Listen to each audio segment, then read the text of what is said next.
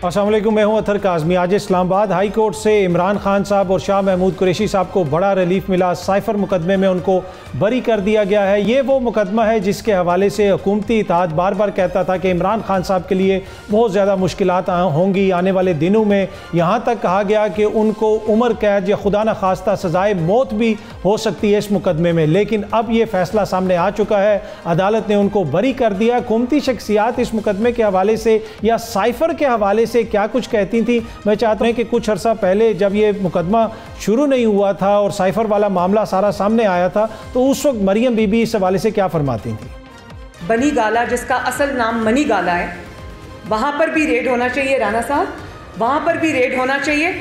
वहां से आपको पता चलेगा कि वो साइफर की कॉपी किधर गई। जी, इस साइफर को बड़ी संगीनी से देखती थी हुकूमत और हुकूमती इत्तेहाद। वो ये कहते थे कि दुनिया अब डर रही है, कोई हमें साइफर नहीं भेज रहा। लेकिन कुछ अर्सा पहले जब इमरान खान साहब की हुकूमत थी या फिर जब उनकी हुकूमत का खात्मा हुआ था और वो साइफर का जिक्र करते थे, तो उस वक्त यही शख्सियात या ये शख्सियत मोहतरमा मरीम नवाज साहिबा, ये ख़त ना था ना है, ये सब ड्रामा है, ऐसे बहुत सारे बयानात हैं जो यहाँ पे हम चला सकते हैं। पर एनीवे, अब वो सारे हिस्ट्री का हिस्सा बन गए। अब अहम क्वेश्चन ये है कि आज के फैसले का पाकिस्तान की सियासत पे क्या असर पड़ेगा, इस पर भी गुफ्तगू करेंगे। और मुल्क में तकरीबन 4 माह से एक्स बंद है, उस पर भी गुफ्तगू करेंगे प्रोग्राम के अगले हिस्से में। लेकिन पहले हिस्से में हमें ज्वाइन कर रहे हैं तहरीक इंसाफ के सीनियर रहनुमा रऊफ़ हसन साहब। रऊफ़ साहब, बहुत बहुत शुक्रिया sir, thank you so much हमें ज्वाइन करने के लिए। आज जो अदालत से फैसला आया साइफर केस के मामले में, आप लोगों की जानिब से अदलिया के ऊपर तनकीद भी होती रही, लेकिन ये इस चीज़ का मज़र है कि अगर आप लोगों का केस मजबूत होगा तो अदालतों से आपको रिलीफ मिलेगा।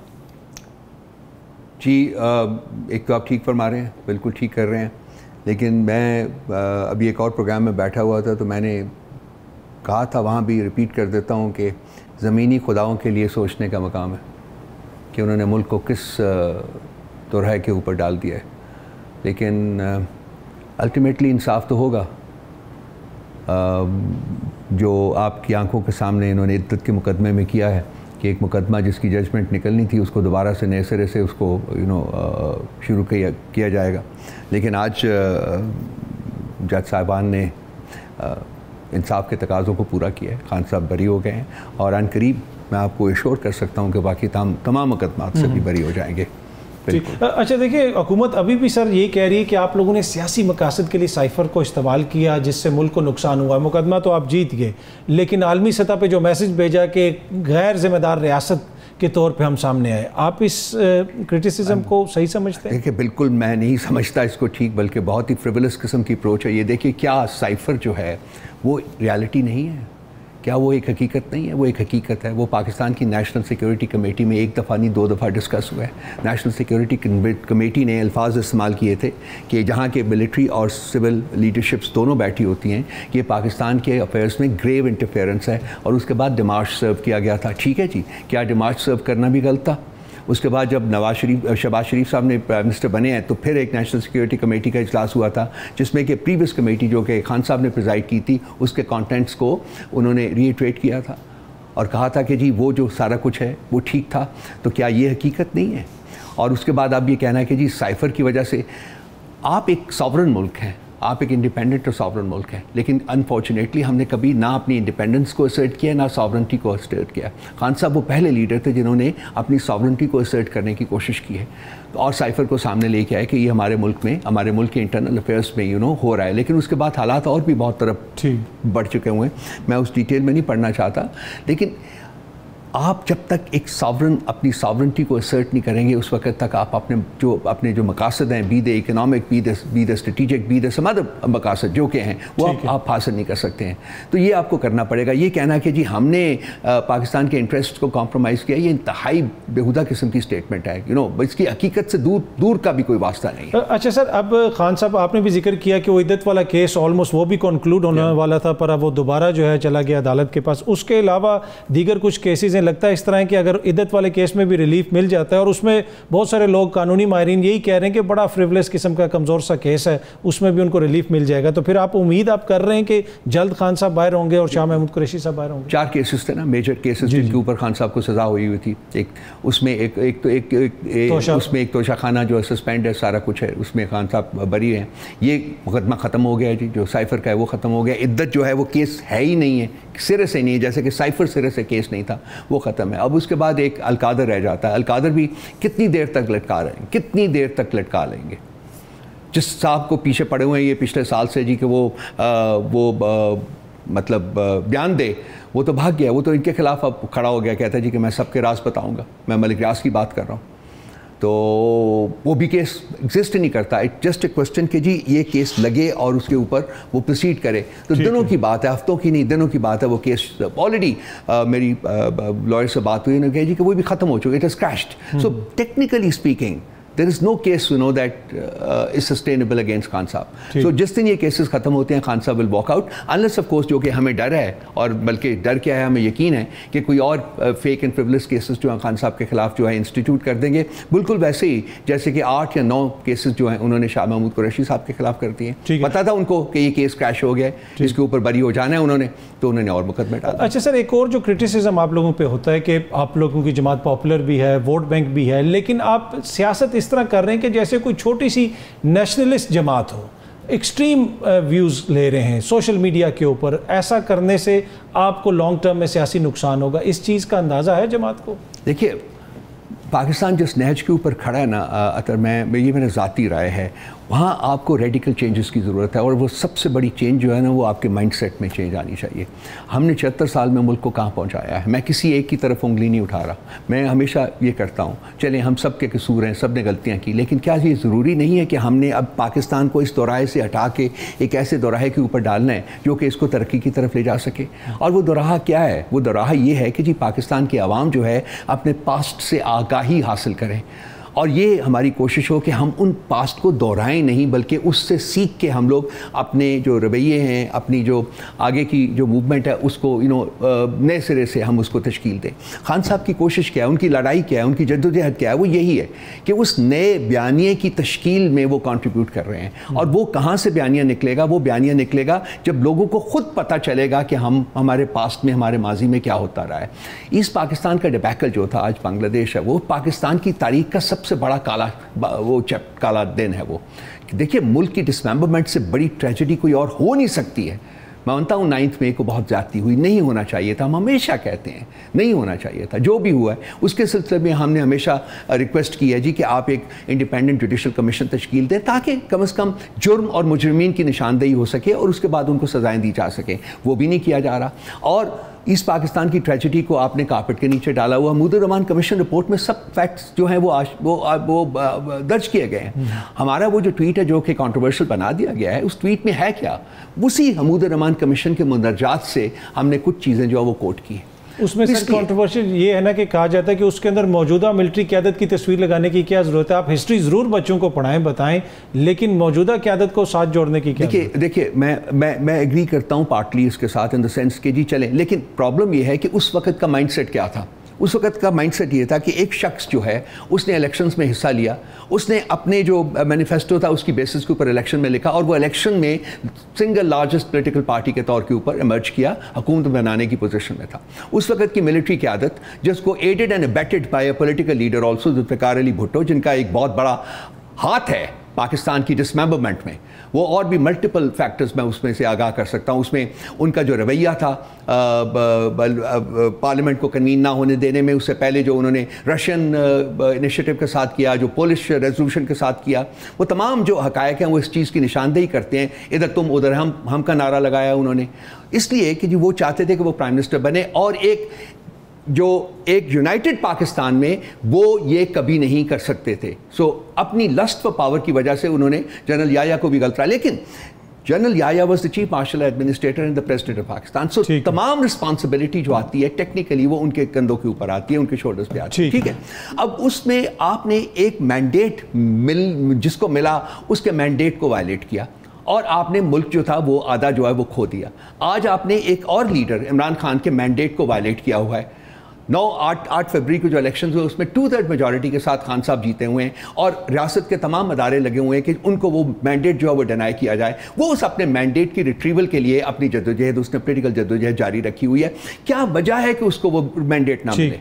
और आज का जो मुकदमा है ये सारा उसी सिलसिले की कड़ियां हैं कि जी आपने फॉल्स मुकदमे बना दिए कि जी उनमें जकड़ा जाएगा, उसमें लटक जाएगा और मामला आगे नहीं बढ़ेंगे। भाई मामला बहुत तेजी से आगे बढ़ेंगे। ठीक है। तो अच्छा सर, जद्दोजहद में कोई नेगेटिविटी नहीं है, कोई एक इंस्टीट्यूशन को हम टारगेट नहीं कर रहे, किसी इंडिविजुअल को भी टारगेट नहीं कर रहे, हम हकायक से पर्दा उठा रहे हैं और ये प्लीट कर रहे हैं, हाथ जोड़ के कह रहे हैं कि खुदा के वास्ते इस किस्म की गलतियां मत दोहराएं। ठीक है। अच्छा सर, शेख मुजीबुर रहमान साहब के साथ खान साहब को जोड़ना आप नहीं समझते कि ज्यादती है?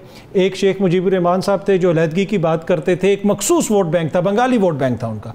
खान साहब तो आप उनको पसंद करें या ना करें, वो यूनिफाइंग फोर्स है, उनके तो KPK में भी वोटर है, पंजाब में भी पॉपुलर हैं, वो तो उनका तो कोई ऐसा इशू नहीं है कि लासानी बुनियादों पर या ऐसा, तो उनके साथ जोड़ना या मुआवजा करना ये तो खुद आपकी अपनी जमात के साथ कोई मुआवजा नहीं कर रहे उनके साथ, हम सिर्फ हकायक से पर्दा उठा रहे हैं। वहां भी एक लीडर था, उसका नाम था शेख मुजीबुर रहमान, आज भी एक लीडर है जिसका नाम है इमरान खान। दोनों पॉपुलर लीडर थे। वो बिल्कुल आपने सही कहा, वो एक पाकिस्तान के एक हिस्से में पॉपुलर था। खान साहब पाकिस्तान के तमाम सूबों में, तमाम इकाइयों में, उसके अलावा आज़ाद कश्मीर में, गिलगित बल्तिस्तान में इक्वली पॉपुलर हैं। तो क्या ये ज़्यादा ज़रूरत नहीं है कि इस शख्स को मिले हुए मैंडेट का एहतराम किया जाए, उसको ये मैंडेट दिया जाए? हम कोई ममासलत तलाश नहीं कर रहे शेख मुजीबुर रहमान में, और ये एक पोलिटिकल स्ट्रगल की बात हो रही है जिसमें कि वो एक, चूंकि हमारी तारीख का एक भयानक चैप्टर है वो, तो इसलिए हम उसको हमने रेफ़र किया है और हम चाहते हैं कि उससे हम सब लोग सबक सीखें, हमारे खासकर जो लीडरान है वो सबक सीखें। अनफॉर्चुनेटली मैं देख रहा था कि इस जजमेंट की रिएक्शन में भी जो लोग बातें कर रहे हैं, मतलब जो रूलिंग पार्टी के लोग कर रहे हैं, वो खैर मुनासिब बातें कर रहे हैं, नहीं करना चाहिए उनके। ठीक। अच्छा सर, आपके ऊपर भी एक हमला हुआ और कुछ ही दिन पहले हुआ, अब उसकी क्या अपडेट है? पुलिस के मुताबिक गालिबन आप उनसे कोई किसी किस्म का अदम ताउन कर रहे हैं या आप ताउन कर रहे हैं? तहकीकात में आप उनके साथ ताउन कर रहे हैं या नहीं कर रहे? एक तो आज मेरे डॉक्टर साहब ने ये उन्होंने और माशाल्लाह बैंडेज जो है वो उतार दिया, बेहतर है। जी हाँ, बेहतर है। अब देखें कि आगे क्या करना है।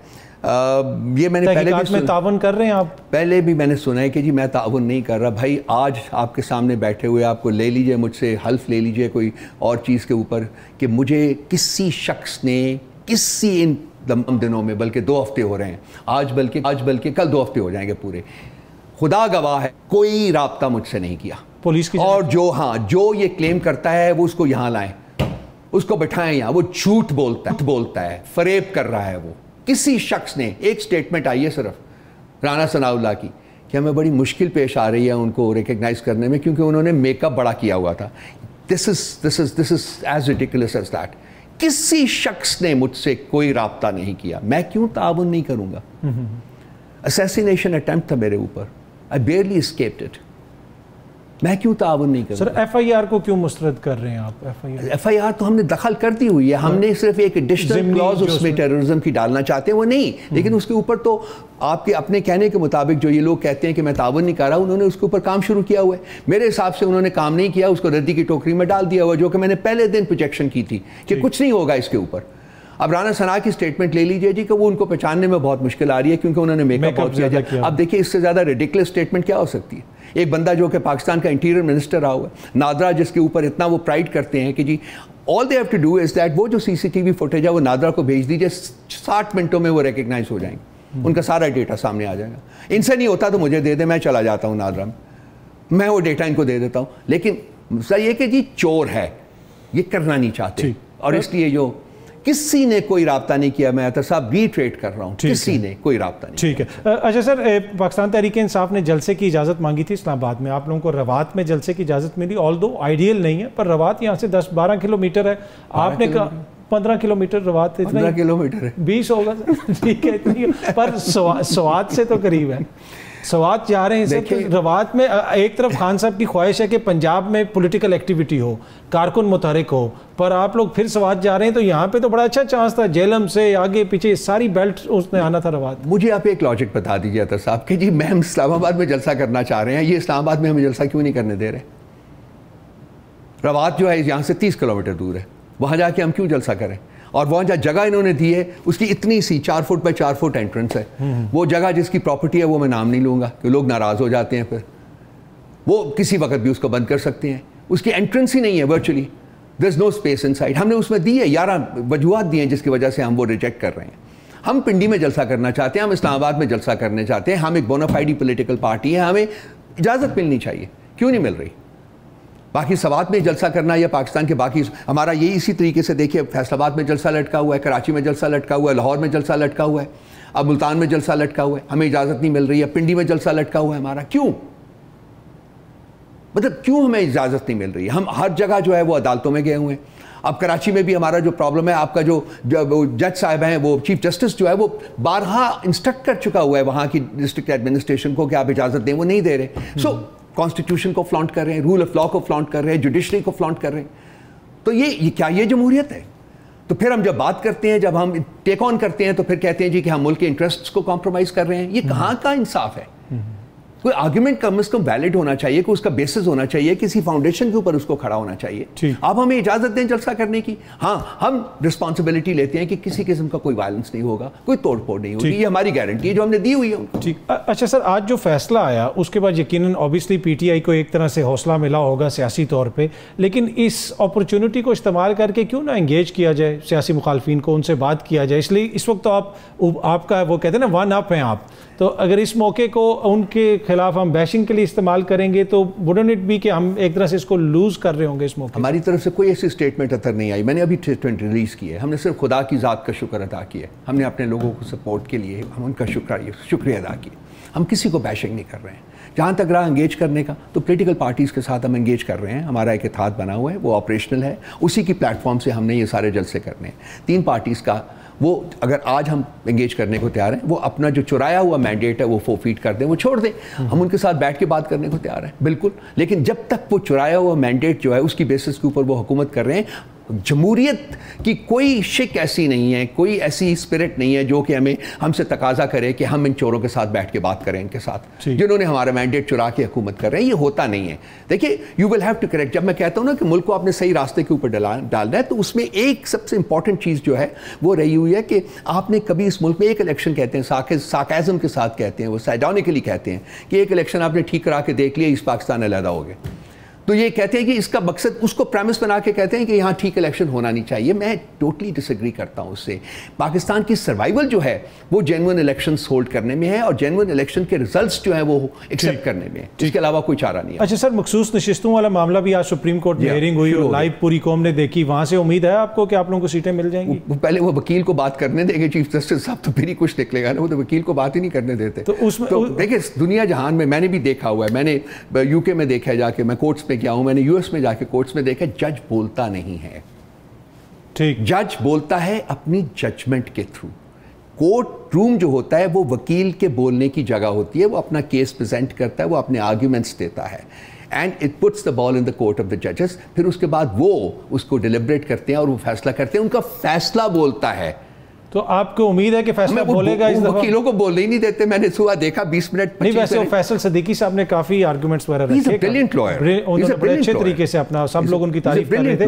अच्छा, इसमें एक छोटी सी ब्रीफली आप कमेंट कर दीजिएगा, जो मखसूस नशिस्तें दीगर लोगों में बांटी गई हैं उनमें JUIF भी शामिल है, खैबर पख्तूनख्वा। तो उन्होंने हमें अपोज किया ना, आज उन्होंने अपोज किया, तो ये फिर सारी पार्टी खतरे में, इंक्लूडिंग JUIF, तो फिर तो ये इत्तेहाद खतरे में पड़ जाएगा? कोई नहीं इत्तेहाद खतरे में पड़ता, उनकी अपनी पोजीशन है, हम उसको रिस्पेक्ट करते हैं बिल्कुल। उन्होंने सबने अपोज किया हमें, बिकॉज बेसिकली चूंकि उनके पल्लड़े में पड़ी हुई हैं हमारी नशिस्तें, तो कौन छोड़ना चाहता है? अगर छोड़ सकते तो ये 3 पार्टियां छोड़ के हम उनसे बात कर लेते, मुल्क के मसाइल को डिस्कस कर लेते, तो मुश्किल काम होता है। रऊफ हसन साहब, थैंक यू सो मच, बहुत बहुत शुक्रिया ज्वाइन करने के लिए। यहाँ वक्त तो एक छोटी सी ब्रेक का, ब्रेक से वापस आएंगे तो गुफ्तगू को आगे बढ़े। Welcome back. सीनियर सहाफ़ी हफीजुल्लाह नियाज़ी साहब ने हमें ज्वाइन किया। नियाज़ी साहब, बहुत बहुत शुक्रिया, थैंक यू सो मच हमें ज्वाइन करने के लिए।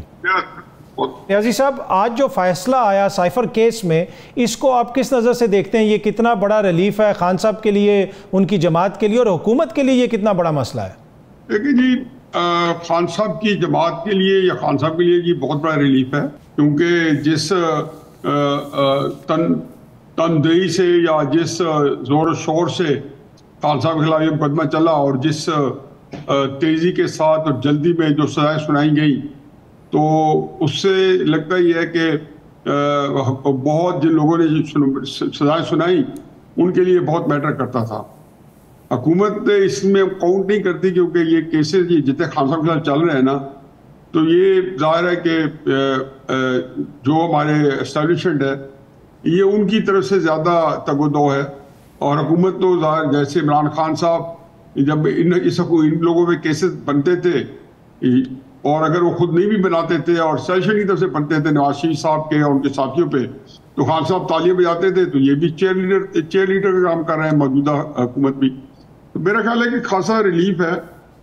मुझे सिर्फ अफसोस ये है कि खान साहब ने इस केस में बरी होने के लिए खान साहब को एक ऐसा झूठ बोलना पड़ा है जो कि अमूमन अक्सर हम बोलते हैं अपने केसेस को जस्टिफाई करने के लिए, कि उन्होंने ये वहाँ इनकार कर दिया है कि साइफर उनके पास है। अगर ये वाकई सच है तो फिर तो मैं अप्रिशिएट करता हूँ कि हुकूमत ने बड़ा ही गलत केस बनाया। और जैसा कि खान साहब के कई ऑडियो वीडियो जिस तरीके से वो लहराते रहे और जिस करते रहे, और उस वक्त या गलत तरीके से उसका इजहार करते रहे कि सुप्रीम कोर्ट को भी भेज दिया था स्पीकर ने, और ये बता के दी कि ये साइफर है और ये आया हुआ है, उसकी बड़ी तशहीर की। तो ये एक चीज़ ऐसी है कि जिसमें बहरहाल ये एक ऐसी चीज़ है कि हमारे यहाँ ये चूँकि आम है।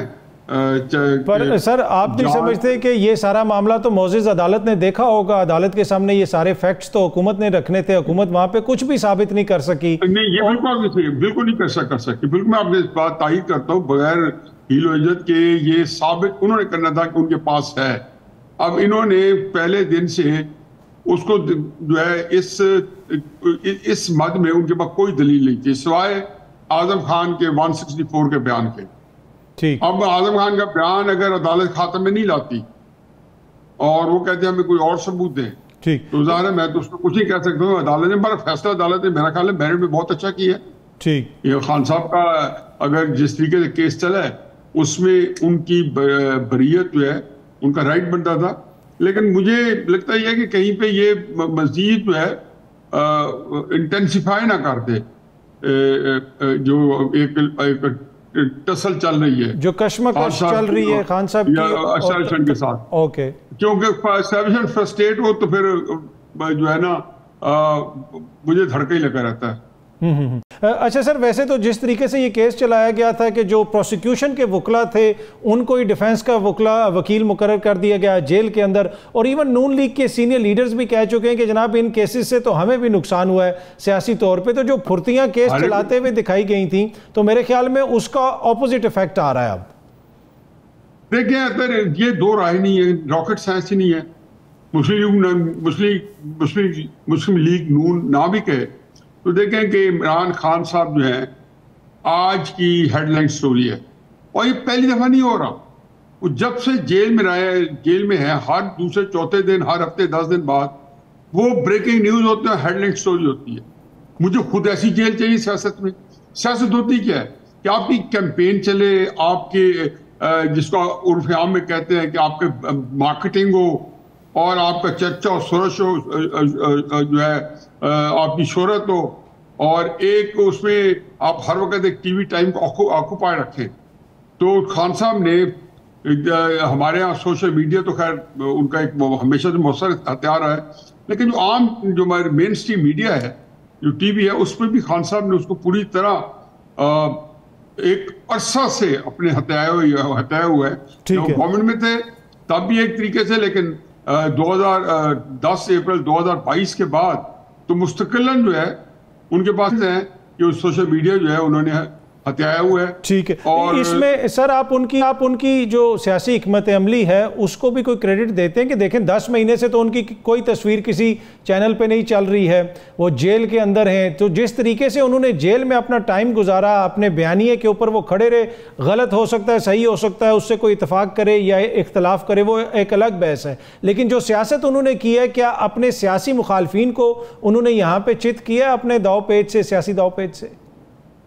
देखिए जी, मैं बिल्कुल जस्ट करना चाहिए कि स्ट्रेट फॉरवर्ड होकर आपको एक बताऊं कि इमरान खान साहब दिसंबर 2021 में उनकी पॉपुलैरिटी का नामो निशान नहीं था, और जरदारी साहब को आपने कहते सुना होगा कि अगर मुस्लिम लीग नून 25-30 सीट जो है पीटीआई के एमएनएस को ऑफर कर दे तो मैं इनकी हुकूमत गिरा दूंगा।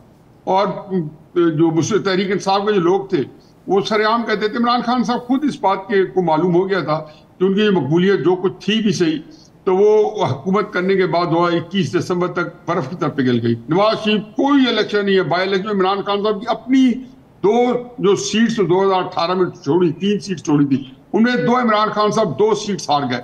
अच्छा, ये वो कैफियत है, कोई ज़िमनी इलेक्शन मुस्लिम यूं नहीं हार रही थी, चाहे उसमें उनसे टिकट भी वापस लिया गया, उनसे निशान वापस ले लिया गया। ये जनवरी 2022 के अंदर किसी एक इलेक्शन में कोर्ट मोहम्मद में, तो उसमें इन्होंने नहीं हार रही थी। इसका मतलब है कि जो जिस तरह खान साहब की आज सियासत में गिरफ्त मजबूत है, इसी तरह मुस्लिम नून की गिरफ्त मजबूत थी। अब जाहिर है वो क्या हुआ कि खान साहब जो है वो एकदम सियासत के अंदर एक बहुत बड़ी ताकत बन के हमारे सामने है, और मुस्लिम नून जो है वो सियासत में, मैं तो जब कहता हूँ कि इर्रेलेवेंट है, इर्रेलेवेंट इसलिए इस तरह नहीं कि उनको मकबूल नहीं है या उनके पास फॉलोइंग नहीं है, इसमें वो डिस्कशन में नहीं है। 2 साल से 2.5 साल से लोग ये जानना चाहते हैं कि सस्टेलिशन इमरान खान साहब की जो आपस में लॉन्ग ड्यूल चल रही है, एक 2 फरीकों की आपस में जो कशमकश है, इसको कौन पिछाड़ेगा, पहली बात। दूसरी बात यह है कि अब इसके अंदर खान साहब को चूंकि मुस्लिम लीग का बयानिया शिफ्ट होगी एंटी एस्टैब्लिशमेंट, जो पाकिस्तान के अंदर मैंने देखा हमेशा तिराक है, और खान साहब का एस्टैब्लिशमेंट का बोरा होने का बयानिया मुस्लिम लीग ने अपने गले में डाल लिया। एक तो ये वजह थी, दूसरी वजह यह थी कि खान साहब जो है वो जो जहां तक सियासी हिकमत अमली है, मैं हकीकत बता दूं कि खान साहब ने 96 से जब से पार्टी शुरू की है, ये मैं अक्सर जब उनके साथ था तो भी तब भी उन्हें कहता था, और उसके बाद भी 2013 के बाद से लेकर आज तक एक सियासी फैसला खान साहब का ये हिकमत अमली ऐसी नहीं है जिसके ऊपर उनको अफसोस ना हुआ या उन्होंने ये रिग्रेट ना किया या ये मुझे नहीं करना चाहिए था। ये जो पॉपुलैरिटी है ये बाय डिफॉल्ट है, इसमें खान साहब को कोई काम नहीं है। मतलब ये वो है कि जिसमें भाजपा ने इनको 5-6 महीने खान साहब को जिंदा रखा, क्योंकि शहबाज शरीफ पे प्रेशर दे के या उनको घर भेजना चाहते थे, निगरान हुकूमत ला के अपने आप उन्हें तौसीह दिलानी थी, या इमरान खान के प्रेशर से तौसीह लेनी थी। तो ये बात एक चल रहा है, लेकिन 2 जगहों पे ऐसा मैं समझता हूँ कि खान साहब से बड़े ब्लंडर हुए हैं, उनमें उनको नुकसान भी हुए। एक 9 मई का, और एक जो रिसेंट उन्होंने ट्वीट किया है, ये कहना है कि ये उसके असरात उन पर नहीं पड़े, और वो भी खान साहब ने बड़ी कैलकुलेटेड किया कि वो खान साहब की एक बड़ी स्ट्रेंथ है, और वो खान साहब से ज्यादा इस मुल्क में खूबसूरत जो है लड़ाई या जो अग्रेसिवली अपने बयानियों को लेकर चलने वाला दूसरा आज तक मैं देखा नहीं है। मेरे ख्याल जुल्फ़िकार अली भुट्टो के बाद मैंने पहला बंदा देखा है, बल्कि ये उनसे भी बहुत बेहतर है कि बहुत ही जबरदस्त तरीके से वो अपनी लड़ाई लड़ते हैं, और उनको जो है कोई बंदा उनका इस मद में मुकाबला नहीं कर सकता। ठीक, अच्छा, आखिर में ब्रीफली आप बता सकें कि अब आगे की जो सियासत है उसमें आप हुकूमती इत्तेहाद को किस तरफ जाते हुए देख रहे हैं? जो पीपल्स पार्टी और नून लीग का इत्तेहाद है, इन फैसलों से क्या उसके ऊपर कोई असर पड़ सकता है? ब्रीफली देखिए जी, वो मेरा ख्याल है जी कि पहली बात तो एक फिक्रे में कर देते हैं कि इमरान खान साहब और एस्टैब्लिशमेंट की जब तक टेंशन चल रही है तो वहां रावी चैन ही लिखेगा इत्तेहाद के अंदर। तो ठीक, अगर ये 5 साल तक चलती रहती है, इल्ला के कहीं पे इमरान खान साहब एक अनहोनी कर दें और वो जैसे 1971 को साइड कर रहे हैं, वो ऐसा वाक़या हो जाए कि इमरान खान एस्टैब्लिशमेंट को पिछाड़ दें, जिसके अमकानात नहीं हैं, क्योंकि और कई फैक्टर्स हैं जो कि काउंट करते हैं, ऐसे नहीं हो सकता। दूसरी बात यह है कि मैं कई दफा कह चुका, शायद आपके प्रोग्राम में कोई इशारतन कहा हो कि जितनी ये लड़ाई सख्त होगी उस वक्त उतना ही मैं इस मुल्क में के हालात जो मखफूज देख रहा हूँ। ये कहना कि मुल्क सही समझ में जाएगा या नहीं जाएगा, वो मेरा ख्याल है कि बायगॉन स्टोरी है। जहां तक हम ले आए हैं ये बहुत ही गलत जगह पे लेके आए हैं, और ये बड़ी मेहनत के बाद 8-10 साल की मेहनत के बाद हमने पहुंचाया है। वो एक और फर्क मौजू है, लेकिन अमलन ये सूरत हाल है कि इस वक्त जो लड़ाई है इसमें एस्टैब्लिशमेंट ने किसी सूरत में भी पीछे नहीं थे हटना, और अगर उन्होंने देखा कि हमारे रास्ते में कोई दूसरा इदारा रुकावट बन रहा है तो मुझे दो राय नहीं है। मैं तो कई दफा कह चुका हूँ अपने प्रोग्राम में और मुख्तलिफ जगहों पे, वो इस सिस्टम को लपेट देंगे और फिर उसके बाद जो भी सामने आएगा एक दफा वो ऐसा चलाएंगे जो कि सबके लिए नुकसानदेह, इमरान खान साहब के लिए अपने लिए सबसे ज्यादा नुकसानदेह है।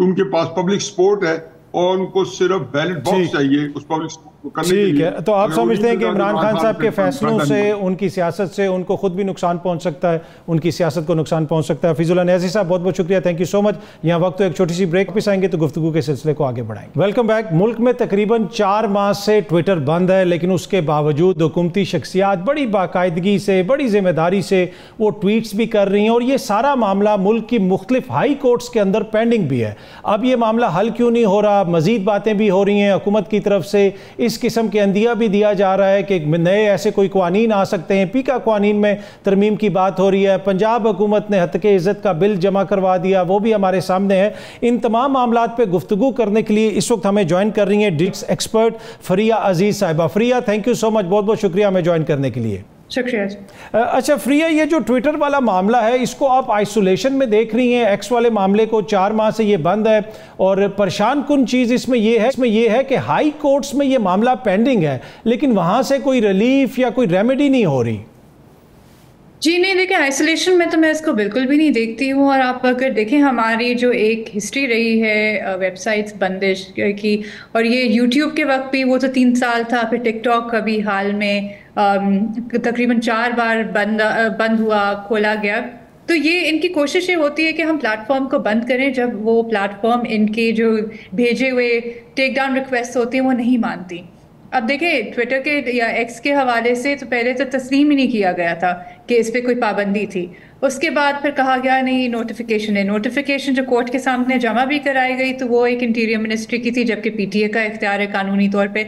अब हैरानकुन बात यही है कि कोर्ट्स के सामने है, लेकिन कोई ये अब तक डायरेक्शन ऐसे नहीं कि खोल दिया जाए। और जो डायरेक्शन आया भी, और सिंध हाई कोर्ट में इलेक्शन के हवाले से और उसके बाद भी जो बंदिश थी, उसमें भी हमने देखा कि कोर्ट्स की रिट भी नहीं मानी जा रही, या उस तरह के फैसले नहीं आ रहे, या महीने महीने की डेट लगाई जा रही है। तो इतनी अहमियत नहीं दी जा रही कि ये चीज़ प्लेटफॉर्म बंद है, और वही प्लेटफॉर्म जो बंद है हुकूमत इस्तेमाल कर रही है। ठीक है। अच्छा फ्रिया, इसमें एक चीज़ कहा जाता है कि यहाँ पे नेशनल सिक्योरिटी का मसला है, हुकूमत की तरफ से ये मौक़िफ़ भी अदालत में रखा गया, लेकिन दूसरी जानिब जिस तरह आपने भी कहा कि हुकूमती शख्सियात भी इसको इस्तेमाल कर रही हैं, तो क्या आपकी तहकीक में कोई ऐसी चीज़ सामने आई कि जहाँ पे हमारा कोई ऐसा कौमी मसला है जिसको हल करने के लिए ये बहुत ज़रूरी है कि ट्विटर या एक्स को बंद किया जाए?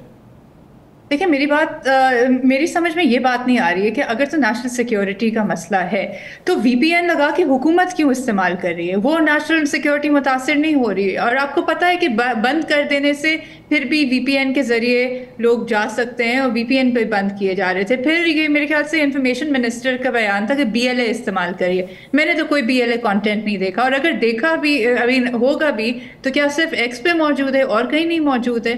समझ नहीं आती कि वो कंटेंट जिसके बारे में किसी को पता भी नहीं होगा, आप बैन लगा के पहले तो तवज्जो उस तरफ लेकर जाते हैं लोगों की, जो हमें नहीं पता। हम तो और बहुत सारी चीजें देख रहे हैं, लेकिन ये बंद कर देना क्या सोल्यूशन है? कभी इंटरनेट बंद कर देना, कभी कोई प्लेटफॉर्म बंद कर देना, तो इसमें ये सिर्फ अपनी बात मनवाने की कोशिश कर रहे हैं। यहाँ पे नेशनल सिक्योरिटी जो ये इस्तेमाल कर रहे हैं, ये इशू नहीं है। आप जो देखें, जो जवाब इन्होंने जमा कराया है इस्लामाबाद हाई कोर्ट में, उसमें ये कहा है कि जो 2021 के सोशल मीडिया रूल्स हैं उनको नहीं मान रहे कि अपने ऑफिसर्स यहाँ पे सेटअप करें और कोई लिएजन ऑफिसर हो, तो वो और हमारे जो हम इनको भेजते हैं रिक्वेस्ट, वो नहीं मान रहे। तो बात मनवाने की बात है और कुछ नहीं है। ठीक है। अच्छा, ये जो जब मैंने कहा कि आइसोलेशन में इसको आप देखती हैं ट्विटर के मामले को, ये मामला यहीं पे रुकेगा, या अब जो इस तरह की बातें हो रही हैं कि कोई फायरवॉल आ रही है और मुस्तकबिल में यूट्यूब और दीगर जो सोशल मीडिया वेबसाइट्स हैं उनको भी पाकिस्तान में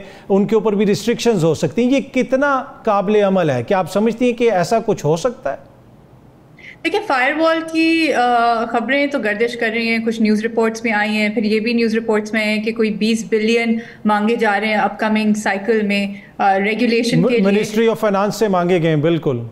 जी बिल्कुल। और ये कोशिशें बहुत अरसे से जा रही हैं, 1 दहाई से ऊपर। यूट्यूब के बैन के वक्त भी फिल्टरिंग हो जाए, एक टेंडर फ्लोट हुआ था 2012 में, नेशनल यूआरएल फिल्टरिंग, फायरवॉल, फिर .pk डोमेन यूट्यूब का जब बना तभी बहाल की गई प्लेटफॉर्म, कोर्ट केस भी चलता रहा।